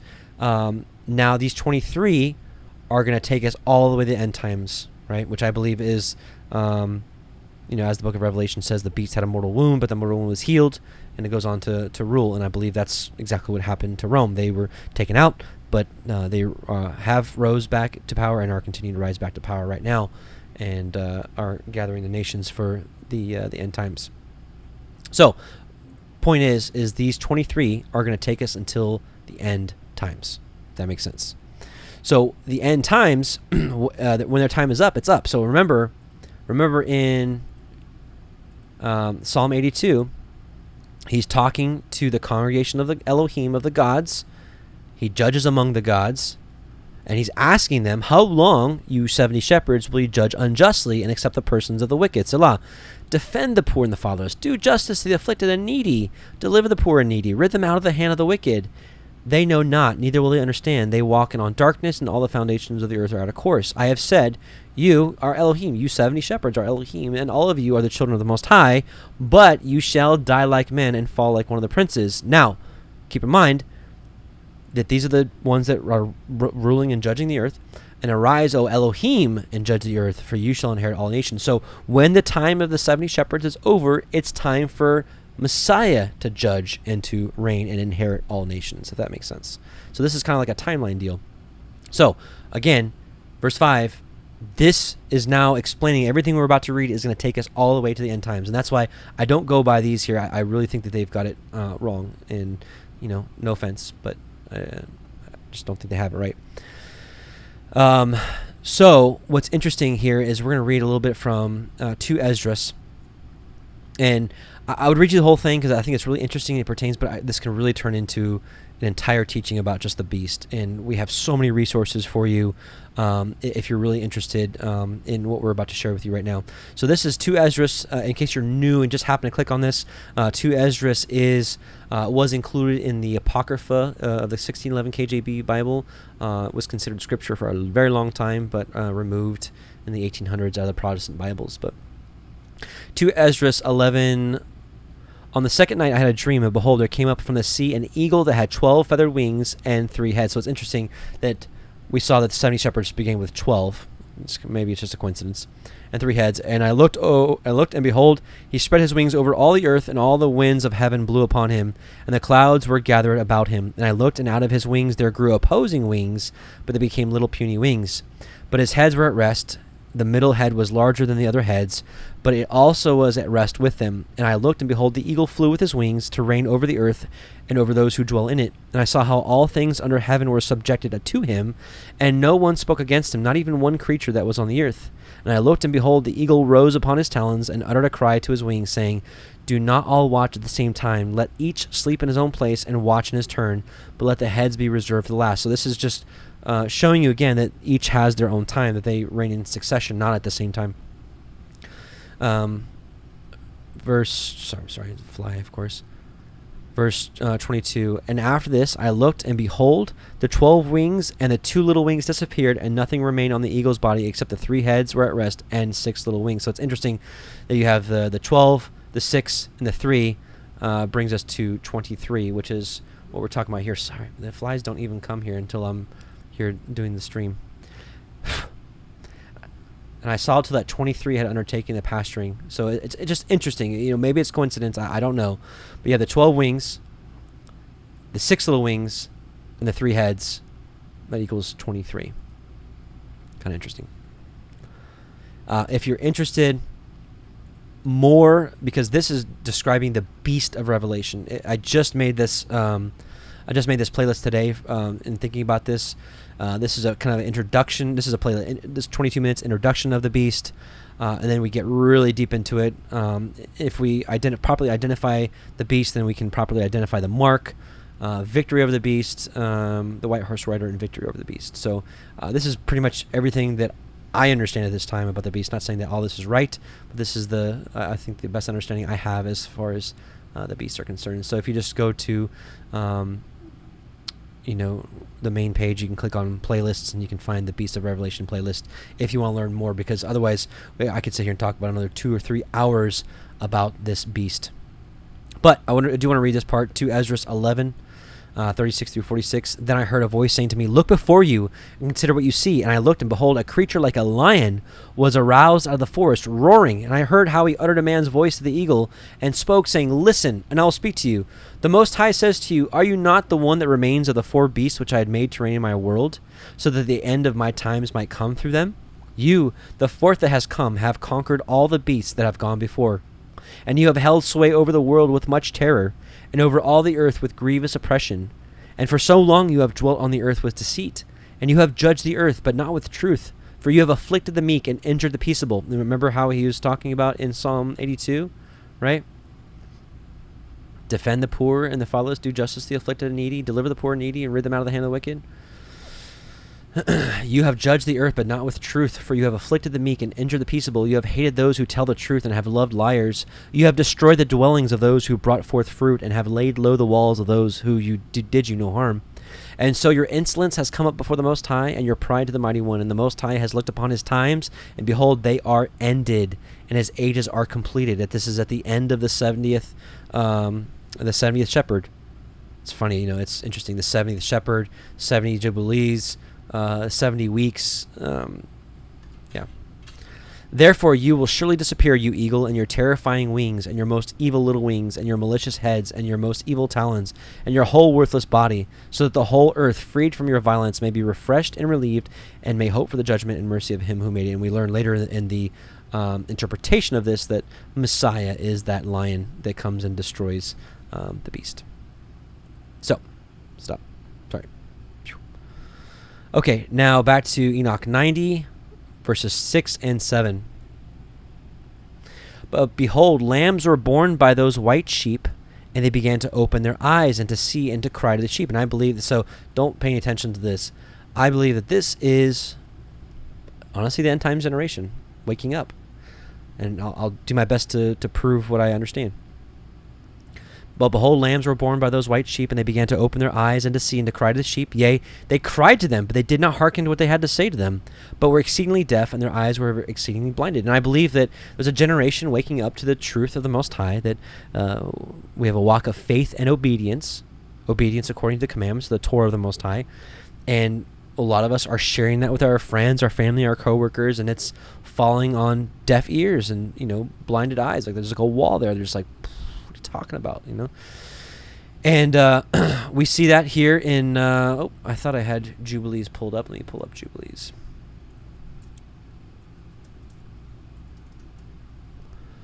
Jubilees 23. We're going to read Jubilees 23 11 through 19. And all the generations which shall arise from this time, from Abraham's time, till the day of the great judgment, shall grow old quickly, before they complete two jubilees. Each jubilee is 50, so before they complete 100 years.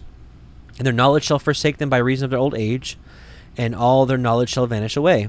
And in those days, if a man live a jubilee and a half, 75 years, they shall say regarding him, he has lived long, and the greater part of his days are in pain and sorrow and tribulation, and there is no peace.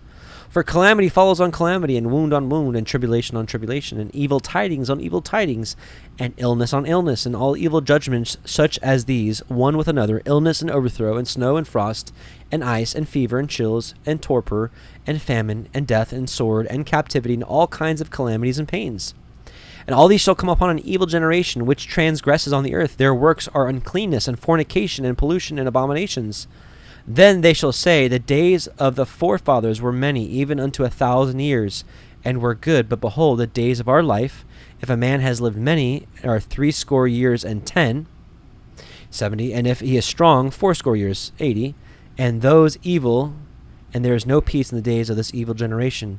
And in that generation, now listen, this is where it comes into play. This is right here, verse 16, is going to be talking about how these lambs cried to the other sheep, but they did not hear them, and they were blind and deaf. And in that generation the sons shall convict their fathers and their elders of sin and unrighteousness, and of the words of their mouth and the great wickedness which they perpetrate, and concerning their forsaking the covenant which Yahweh made between them and him, and that they should observe and do all his commandments and his ordinances and all his laws, without departing either to the right hand or to the left. For all have done evil, and every mouth speaks iniquity, and all their works are an uncleanness and an abomination, and all their ways are pollution and uncleanness and destruction. Behold, the earth shall be destroyed on account of all their works, and there shall be no seed of the vine and no oil, for their works are altogether faithless, and they shall all perish together, beasts and cattle and birds, and all the fish of the sea, on account of the children of men. And they shall strive with another. Here, listen to this. They shall strive with another, the young with the old, and the old with the young, the poor with the rich, the lowly with the great, and the beggar with the prince, on account of the Torah and of the covenant, for they have forgotten the commandments, and the covenant, and feasts, and months, and Sabbaths, and jubilees, and all judgments. Right? And so that's what's going on right now. There's a generation waking up to these things and trying to share with others, and they're just like, Verse 26. And in those days the children shall begin to study the Torah and to seek the commandments and return to the path of righteousness. Praise Yah. So I think that's what's going on here. Again, but behold, lambs were born by those white sheep, and they began to open their eyes and to see, and to cry to the sheep. Yea, they cried to them, but they did not hearken to what they said to them, but were exceedingly deaf, and their eyes were exceedingly blinded. And I saw in the vision how the ravens flew upon the... My goodness, sorry. This does not happen until I do this, until I do these streams. Stop. All right, so Enoch 90, verse 8. And I saw in the vision how the ravens flew upon those lambs and took one of those lambs and dashed the sheep in pieces and devoured them. Now, this part, I'm just going to be honest. Which lamb that is, is this talking about Messiah? But obviously 70 AD already happened. So is this reflecting back on,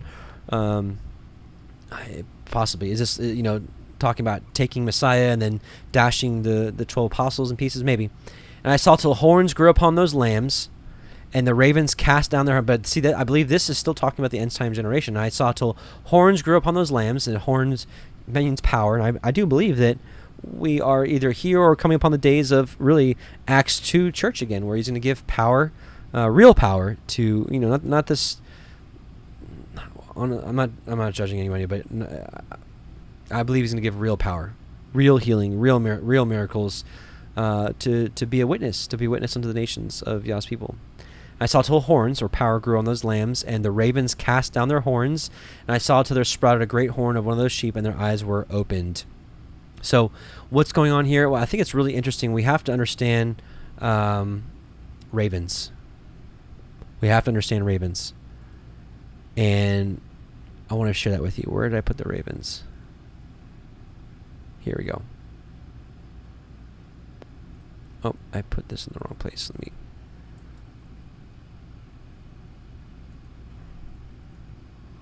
Okay. So let's talk about the ravens.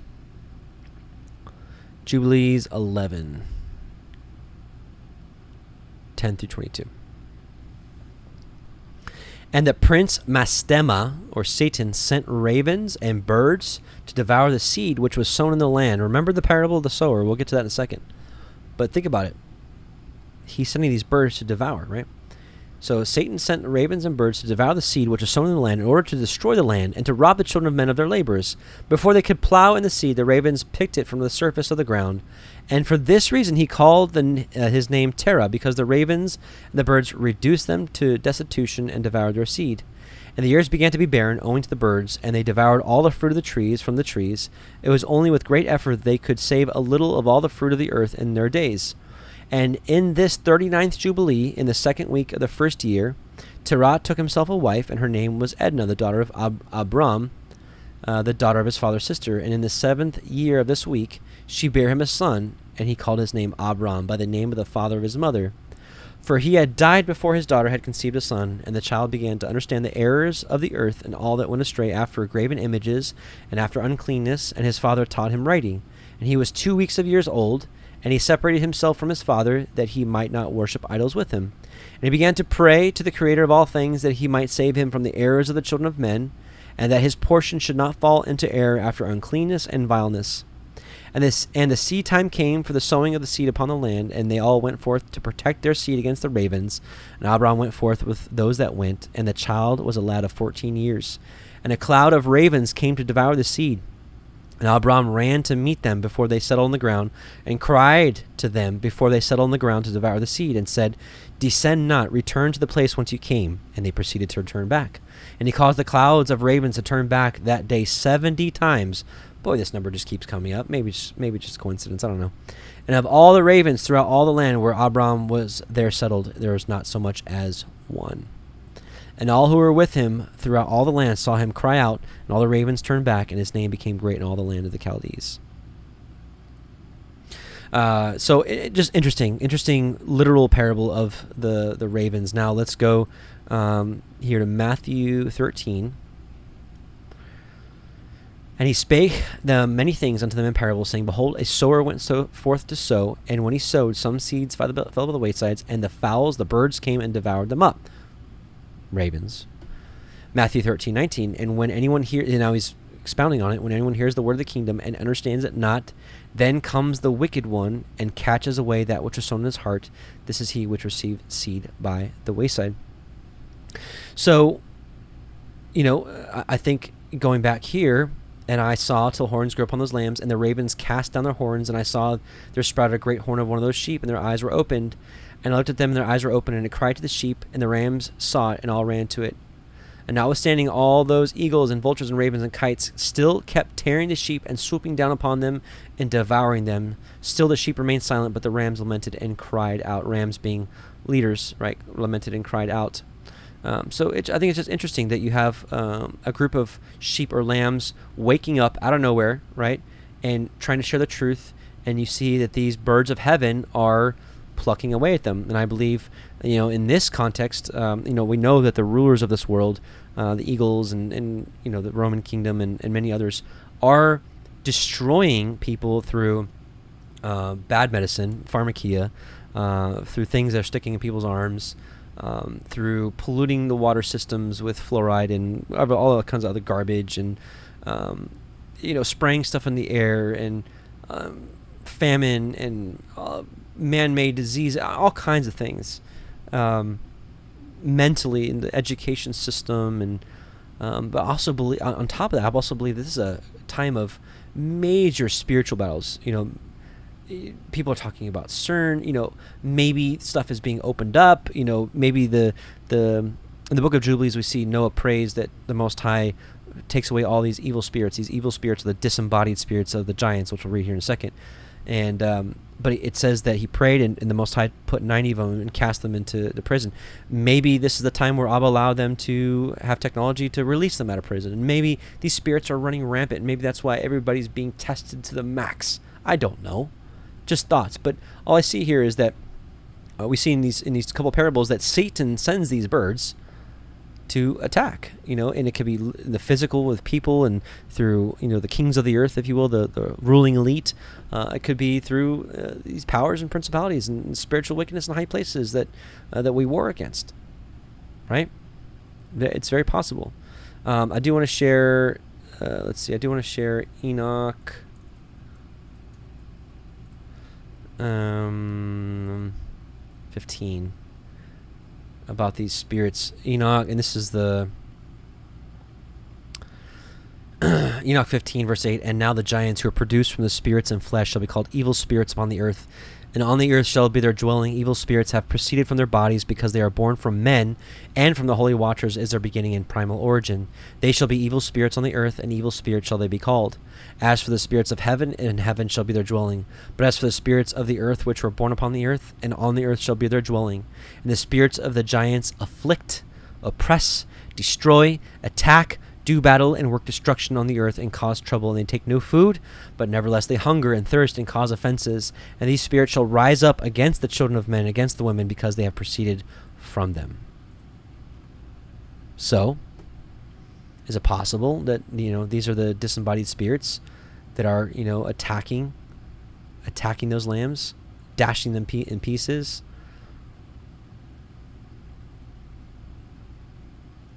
Those ravens fought and battled with it and sought to lay low its horn, but they had no power over it. Now this is the time of the return of Messiah Yahusha.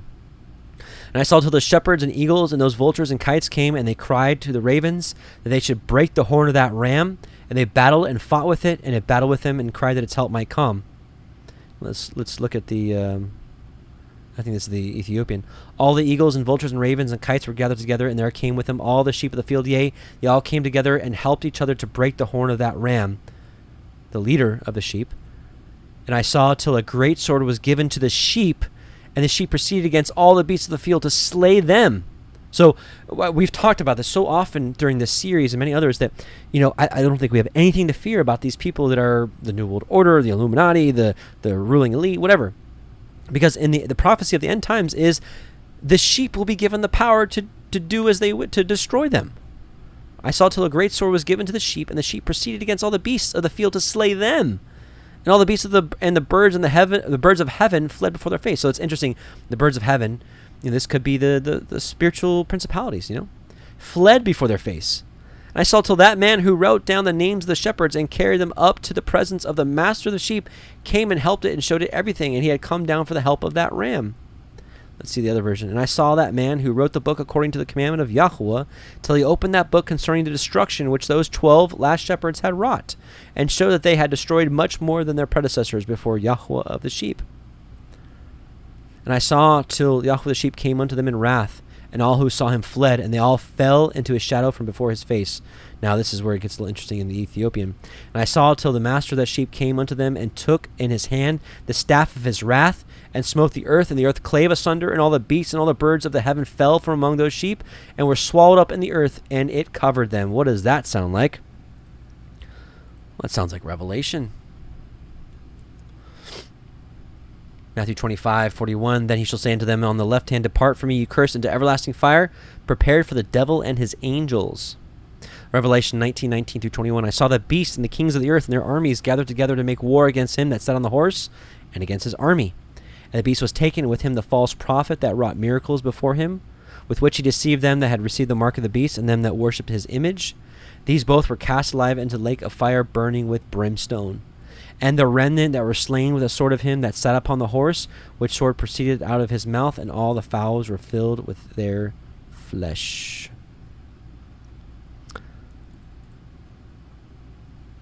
To Esdras 13. And after this I looked, and behold, an innumerable multitude of men were gathered together from the four winds of heaven to make war against the man who came up out of the sea. We'll learn here that this is just a parable, that this is about Messiah, but obviously he doesn't come up out of the sea. This is just a parable form.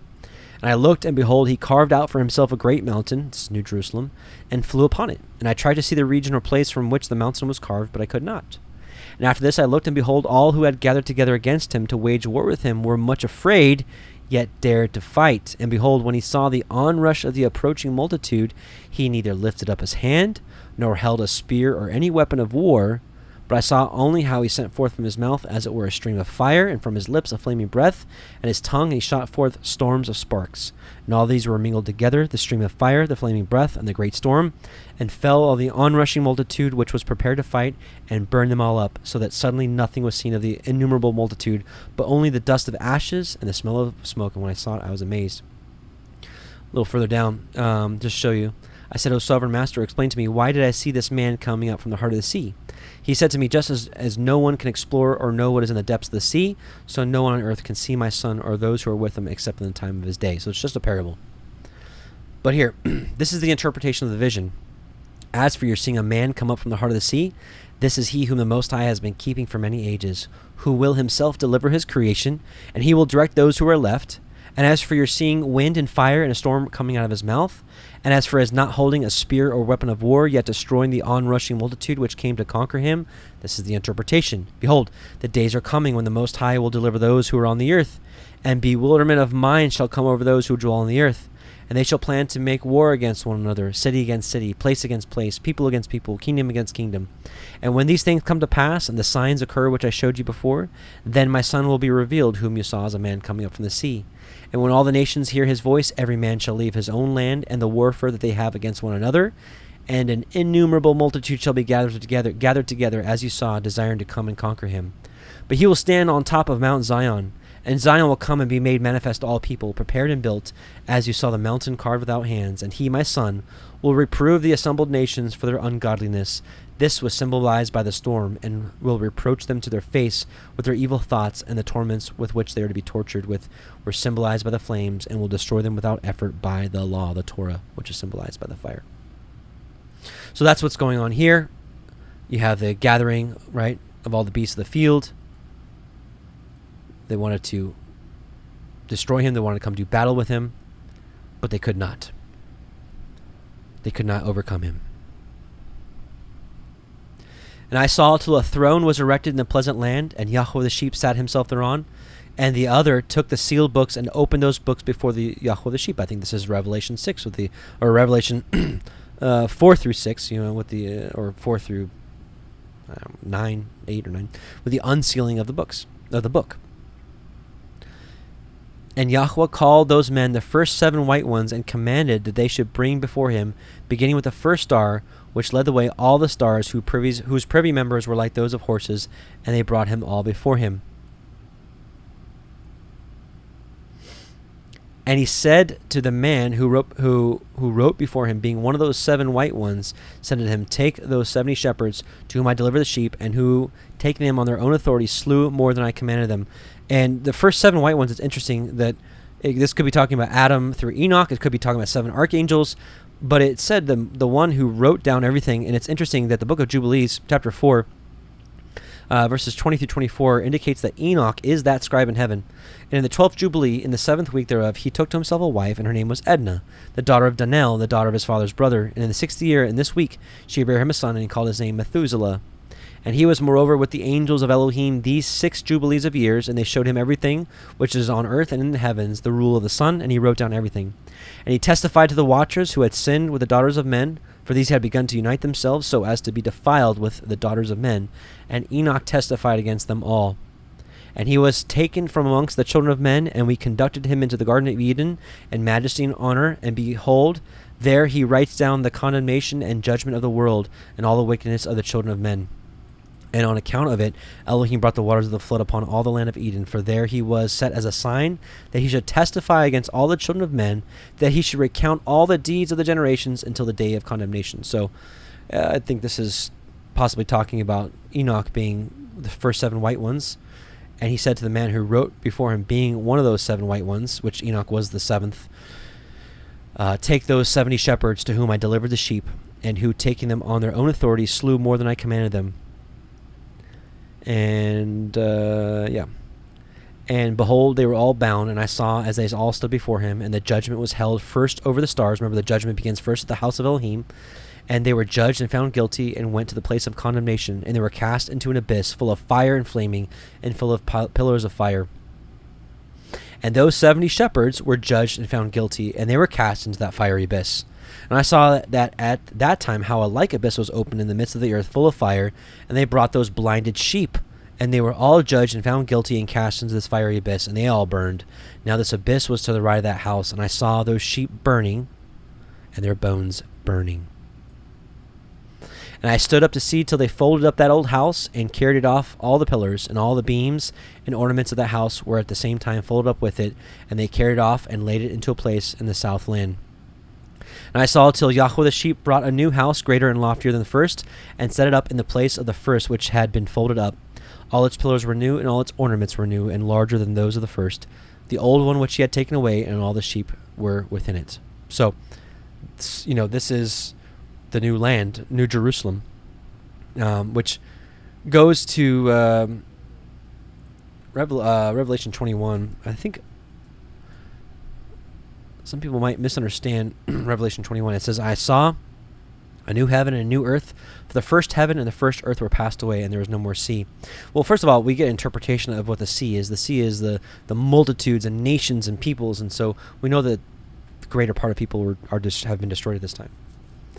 And then you go back to, we saw earlier that his sword would be bathed in heaven, and we know that the heaven is to be rolled back like a scroll, right? And everything falls down from it, so heaven is destroyed, and a new earth. Now, is he talking about the whole earth as a whole? Like the whole earth will just be thrown away, and a whole new one appears?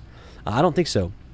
I think this is talking about the land, and I'll explain in a second here. We'll go to the interlinear of Revelation 21. And I saw a new heaven and a new earth, which if we look at this use, you'll see that most of the time this is talking about the land of Israel, right? Shall inherit that land, the ground, the earth, the soil. But I personally believe this is talking about, where are we? I believe this is talking about a new earth, a new land. I believe during the judgment of the great whore, which this is a whole nother rabbit hole, but I believe that there are many harlots, and there's many Babylons and Egypts and whatnot, but there's only one mother of all harlots, and I believe that's Jerusalem, and I believe that will be destroyed one more time, and I believe New Jerusalem will set down in its place. I think that area will be cleansed, be burnt up, incinerated, and New Jerusalem will sit down, because remember, the Genesis 15 promise and all the promises further on is that land, those borders that were given to Abraham, would be for him and his descendants forever. So if, this New Jerusalem sets down anywhere else, that prophecy would not come to pass. It would be a false prophecy. or a not fulfilled prophecy. Because it says forever. Because even though they lost that inheritance, it says that they'll give it back to them. I'll bring you back to the land, right? And keep in mind, if we believe that the entire earth was destroyed, and this is like no one else is there, we have to keep in mind. What does it say here?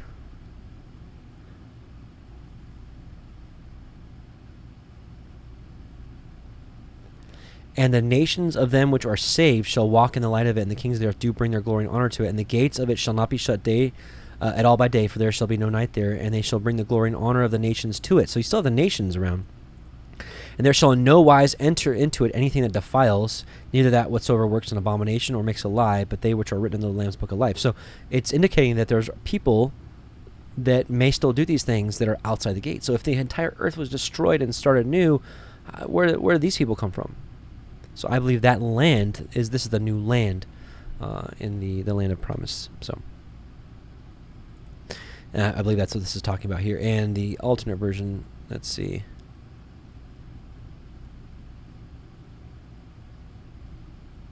That's interesting. I stood beholding him emerge that ancient house, Jerusalem, while they brought out its pillars, every plant in it, and the ivory enfolding in it, and they brought it out and deposited it in a place on the right side of the earth. I also saw that the master of the sheep produced a new house, New Jerusalem, great and loftier than the former, which he bound by the former circular spot. This is kind of interesting for those of you that watched the Alien Agenda video and the New Jerusalem connection, the connection why almost every time there's aliens or whatnot, it's like circular, right? And it's I deduced that I believe the earth is a circle, with a circle with a dome on it, and I believe that the heaven is circular according to what Enoch says. It describes the sun and the moon having the same circumference as heaven, so the same circle, And so I also believe that New Jerusalem will be a circle. So it's interesting. It says, which he bound by the former circular spot. All its pillars were new, and its ivory new, as well as more abundant than the former ancient ivory which he had brought out. So, kind of interesting. And I saw all the sheep which had been left, and all the beasts of the earth, and all the birds of heaven, falling down and doing homage to those sheep, and making petition and obeying them in everything. And thereafter those three who were clothed in white, and had seized me by my hand, and who had taken me up before the hand of that ram, also seizing hold of me, they took me up and set me down in the midst of those sheep before the judgment took place. And those sheep were all white, and their wool was abundant and clean. And all that had been destroyed and dispersed, and all the beasts of the field, and all the birds of heaven assembled in that house. And the Yahweh of that sheep rejoiced with great joy, because they were all good and had returned to his house. So this is really, really interesting thing that there was like, I don't know how far to go with this, but it's interesting when I meet brothers and sisters. It's like there's like a certain familiarity here. Like we knew each other, and so if he knew the end from the beginning, was it possible that our ruach were near each other in that house and left and came back? I don't know. There's really not too much to grab onto here, but I think it's interesting that they were all good and had returned to his house. And I saw till they had laid down that sword which had been given to the sheep, and they brought it back into the house. And it was sealed before the presence of Yahweh. And all the sheep were invited into the house, but it held them not. And the eyes of them were all opened, and they all saw the good, and there was not one among them that did not see. It reminds me of Jeremiah 31, the New Covenant. No longer will you have to say, "Know Yahweh, for they shall all know me." And I saw that house was large and broad and very full. And I saw that a white bull was born with large horns, and all the beasts of the field and all the birds of the air feared him and made petition to him at all the time. Messiah. And I saw till all their generations were transformed, and they all became white bulls. And the first among them became a lamb, and that lamb became a great animal, and it had great black horns on its head. This is not like, you probably get a picture of like Satan, but this is like the horns symbolize power. If these are symbolizing animals and bulls, this is symbolizing power, right, on his head. And Yahweh the sheep rejoiced over it and over all the oxen. And I slept in their midst, and I awoke and saw everything. So I think this is amazing. This was the dream vision from the beginning, from Adam and Eve all the way until the literal end. And I think it's real neat because I think we can see where we are in time, and I believe it's right here. These lambs being born and woken back up to the truth. And it says that there's battle. There's battle, right? The ravens are continue to pluck. And they try to overcome, but they can't because Messiah comes and defends his people, just like before, just like the story was in Egypt, right? So this is the vision which I saw while I slept, and I awoke and blessed Yahweh of righteousness and gave him glory. Then I wept with a great weeping, and my tears stayed not till I could no longer endure it. When I saw, they flowed on account of what I had seen, for everything shall come and be fulfilled, and all the deeds of men in their order were shown to me. On that night I remembered the first dream, and because of it I wept and was troubled, because I had seen that vision. And with that, brothers and sisters, we have finished. We have finished these the dream vision. Let's pray. Father Yahweh, we just come before you, bless you and praise you in Yahushua's name. Thank you, Father, for showing us the truth and revealing these mysteries to us, children of men. We know that wisdom comes from you and you alone, not by our own intelligence, but by your Spirit, by your doctrine that reigns from heaven. Father, we just ask that you continue to reign upon us, that we can be faithful hearers and doers of your word, Father, for we know that that is what's pleasing in your sight. We love you, and we pray to be found worthy by the blood of the Lamb, in Messiah Yahushua's name when he returns. Amen and hallelujah. And brothers and sisters, this is a long one. I didn't get a chance to really talk about it, but if we want to be those sheep that return to his house, this walk is all about faith and obedience. Don't let anybody tell you any differently. And we need to persevere. It says those who overcome until the end, who endure until the end, And so no matter how hard the trial that you're going through or whatever it may be, just endure. Put it before him. Bring it to him. It says to cast your cares upon him because he loves you. So, blessings to you. We'll do maybe a song and we'll head out here. Shabbat shalom. Blessings.